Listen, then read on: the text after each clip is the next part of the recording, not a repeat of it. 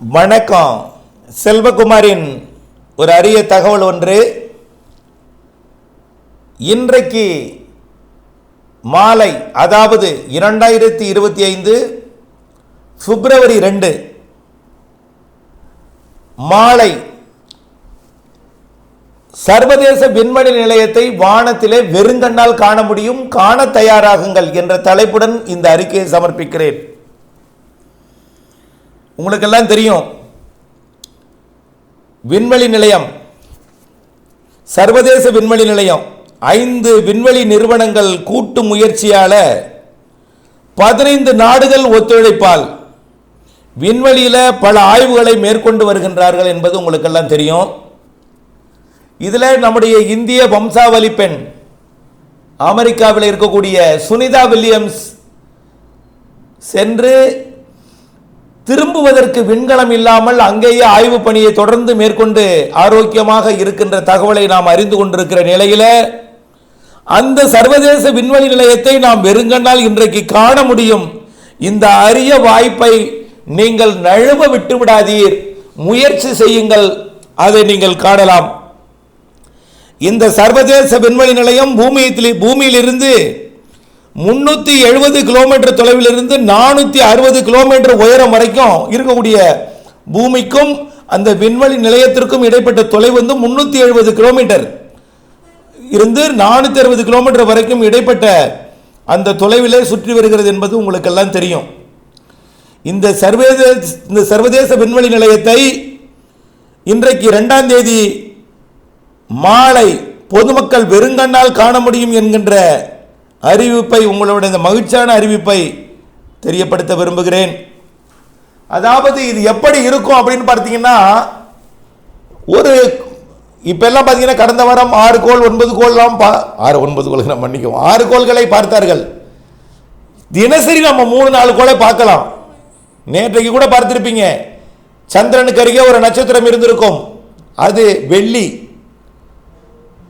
அதே 6 மணிக்கு இருட்டாகும் பொழுது அப்படியே இருந்து சற்று வட கிழக்காக பார்த்தீங்கன்னா 2 இருக்கும், ஒன்று மஞ்சள் நிறத்தில் ஒன்று, ஒன்று சிவப்பு நிறத்தில் ஒன்று இருக்கும். அது செவ்வாய் ஒன்றும் சனி ஒன்றுமாக. இப்படி வியாழன், சனி, வெள்ளி இதெல்லாம் நாம வெறுங்கண்ணால் பார்க்கலாம்.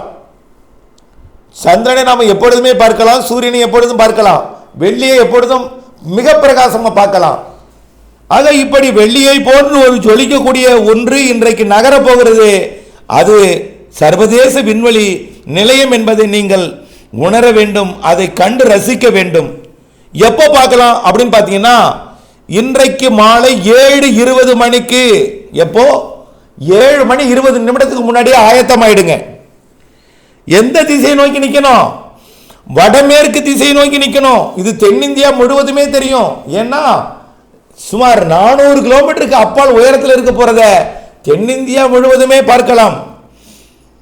ஆகவே மாலை 7:20 மணிக்கு வடமேற்கு திசை நோக்கி நின்று கொள்ளுங்கள். 7:25 மணி வரை அது அடிவானத்தில் 10 டிகிரி உயரத்தில். எப்படின்னு பார்க்கணும்? தரைமட்டம் என்பது 0 டிகிரி, 45 என்பது தலைக்கு மேல் இருந்தால் 90, 40 என்பது 2க்கும் பாதி. அதற்கு கீழே, அதாவது இந்த மரங்கள்லாம் கட்டடத்துக்கு மேலே ஏறிடுங்க வேண்டாம்.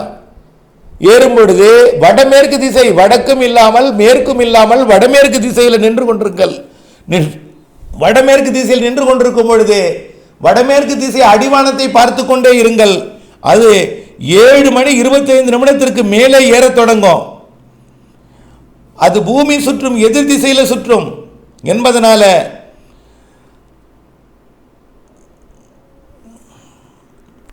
அது 7:25 மணிக்கு 10 டிகிரி உயரத்தில் 10 டிகிரி சாய்வாக பார்த்து கொண்டே இருந்தால் 7:20 7:25 மணி அளவில் அது மேலே வருவதை நீங்கள் 10 டிகிரி உயரத்தில் பார்க்கலாம். அதற்கு தான் 5 நிமிடம் முன்னாடியே போங்கன்னு சொல்றது. 7:25க்கு தெரிய தொடங்கும். அது மிக வேகமாக அடிவானத்திலிருந்து மேலே ஏறி 7:29 மணிக்கு ஏறக்குறைய வானத்துக்கு மேலே வந்துடும், தலைக்கு மேலே வந்துடும். 7:29க்கு தலைக்கு மேலே வந்துடும். அது அப்படியே தென் கிழக்கு திசை நோக்கி, நல்லா புரியணும், வடமேற்கில் இருந்து தென்கிழக்கை நோக்கி, அதாவது நீங்க தமிழ்நாட்டில் இருந்தீங்கன்னா டெல்டா மாவட்டமாக இருந்தீங்கன்னு வச்சிங்களேன், பெரம்பலூர் நோக்கி பறந்து கொண்டிருங்க. அப்படியே எங்க வரைக்கும் போகும்? கோடியக்கரை முனையை நோக்கி போகும் அந்த அந்த நகர்வு. ஆகவே வட சென்னையா இருந்தீங்கன்னு வச்சுங்க, திருப்பதி நோக்கி பார்த்துட்டே இருக்கணும். அப்போ திருப்பதி போயிருந்து வங்கக்கடல் நோக்கி வரும். கோயம்புத்தூரா இருந்தீங்கன்னு வச்சுங்க, நீலகிரி மாவட்ட திசையை நோக்கி பார்த்துட்டு இருங்க. அப்படியே எங்கே வரும்? உடுமலைப்பேட்டை திசையை நோக்கி நீங்கள் அப்படியே வந்து மறைய வரும். ஆகவே 7:27 மணிக்கு 7:20க்கு பார்க்க தொடங்கி 7:25க்கு தெரிய தொடங்கி 7:29க்கு அது வானத்திற்கு மேலே தலைக்கு மேலே இருக்கும் சர்வதேச விண்வெளி நிலையம். பிறகு 7:31க்கு கிழக்கு வடகிழக்கு திசையிலே மறைய தொடங்கும். ஆக இது மணிக்கு 28,000 கிலோமீட்டர் வேகத்தில் வேகமாக போகும். மணிக்கு 28,000 கிலோமீட்டர் வேகத்தில் பயணிக்கக்கூடியது. அதாவது ஒரு நொடிக்கு 7.6 கிலோமீட்டரிலிருந்து 7.7 கிலோமீட்டர் வேகம் வரைக்கும் இது வேகமாக பயணிக்கக்கூடியது. இதை பைனாக்குலர் வைத்து பார்த்தா வேகமாக பயணிக்கிறது நீங்க நல்லா பார்க்க முடியும். வெறுங்கண்ணால் கூட பார்க்கலாம். 7:29க்கு அது மேலே வந்துவிடும். 7:25க்கு தெரிய தொடங்கிவிடும். 7:31க்கு மறைய தொடங்கிவிடும். உங்களுக்கு எவ்வளவு நேரம்? சும்மா ஒரு 10 நிமிடம் தான். 10 நிமிடத்தில் எல்லாம் முடிந்துவிடும். ஆகவே நீங்கள் இதை பார்த்து ரசிக்க 7:20க்கு வடகிழக்கு திசையை பார்த்து கொண்டே இருங்கள். 7:20க்கு 7:25க்கு தெரிய தொடங்கும் 10 டிகிரி உயரத்தில். பிறகு தலைக்கு மேலே வரும் 7:29க்கு 7:31க்கு வடகிழக்கு திசையில் மறைய தொடங்கிவிடும். இந்த அற்புத நிகழ்வை வெறுங்கண்ணால் பார்க்கலாம். ஒரு நட்சத்திரம் போல் வேகமாக பயணிக்கும் என்பதை நீங்கள் நினைத்து கொள்ள வேண்டும். நட்சத்திரம் பெரும்பாலும் எல்லா நட்சத்திரமே வேகமாக நகராது.